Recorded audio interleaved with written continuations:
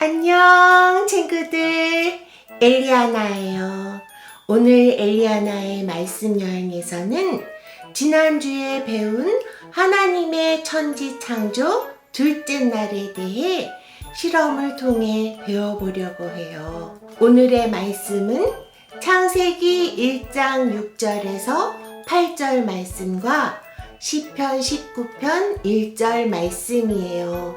하나님께서 또 말씀하셨습니다.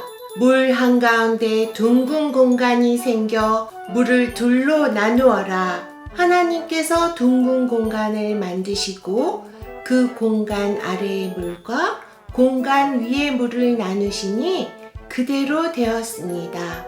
하나님께서 그 공간을 하늘이라 부르셨습니다.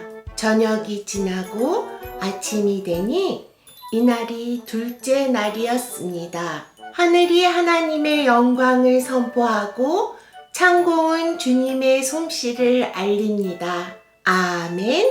우리 친구들 모두 말씀 여행을 떠나볼까요?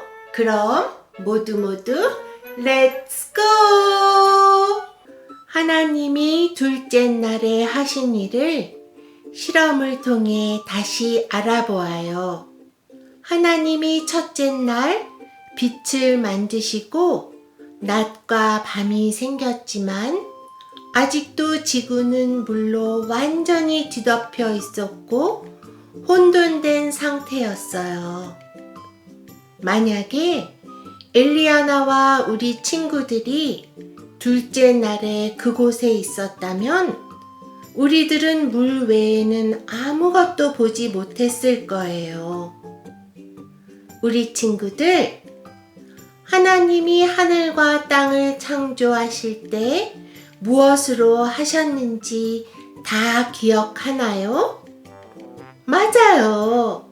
위대하신 능력의 하나님께서는 아무것도 필요하지 않으시고 오직 말씀으로 세상을 창조하셨어요.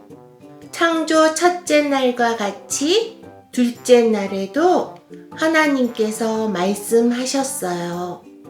물 한가운데 둥근 공간이 생겨 물을 둘로 나누어라.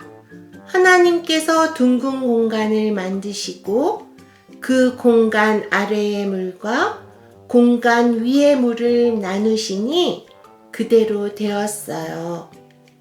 하나님께서 그 공간을 하늘이라 부르셨어요.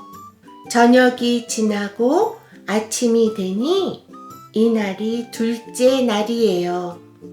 과학자들은 태양계에서 우리가 사는 지구만이 유일하게 물이 있는 행성이라고 말해요. 물은 생명이 살아갈 때 꼭 필요한 성분이에요. 우리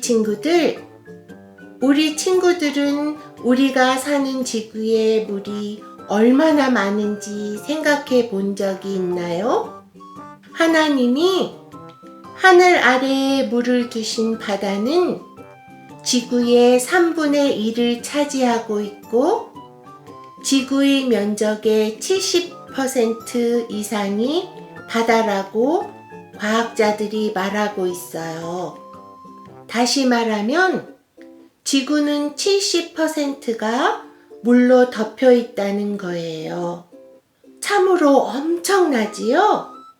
그런데 이 엄청난 많은 양의 물을 우리가 다 마실 수 있는 물인지 엘리아나는 참 궁금하네요.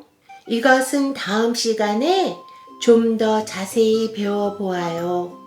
하늘이 하나님의 영광을 선포하고 창공은 주님의 솜씨를 알립니다. 아멘. 우리 친구들, 오늘의 말씀 여행 재미있었나요? 하나님께서 창조 둘째 날에 땅의 물과 땅의 물을 나누시기 전까지는 온 세상이 물로 가득 차 있었어요. 엘리아나는 물로 가득 찬 세상을 상상하기도 힘드네요. 그런데 하나님께서는 우리가 호흡하기 위해 공기가 필요하다는 것을 아셨기 때문에 물과 물 사이에 큰 공간, 즉 하늘을 만드시고 공기를 만드셨어요. 우리 친구들, 엘리아나가 생각할 때 바다의 물의 양이 엄청난 것 같이 둘째 날의 하늘 위의 물의 양도 엄청났을 것 같아요. 그렇다면 하나님께서는 왜 하늘 또는 대기 위에 물을 가득 두셨을까요? 그것은 아마도 물이 지구의 온도를 상당히 일정하게 유지하는데 도움이 되기 때문일지도 몰라요. 물은 특별한 성질을 가지고 있는데 열을 많이 가해도 빨리 뜨거워지지 않고 한번 뜨거워진 물은 빨리 식지도 않아요. 그래서 물은 우리 지구의 환경이 일정하게 유지되는데 큰 도움을 준다고 해요. 만약에 물이 없다면 계절마다 온도의 변화가 심해져서 우리는 쾌적한 생활을 하기 힘들 거예요. 또 하늘은 우리가 살기 위해 숨 쉬어야 하는 공기를 포함하고 있어서 매우 중요하지만 하나님이 다섯째 날에 만드신 새들이 마음껏 날 수 있는 장소로도 매우 중요한 공간이에요.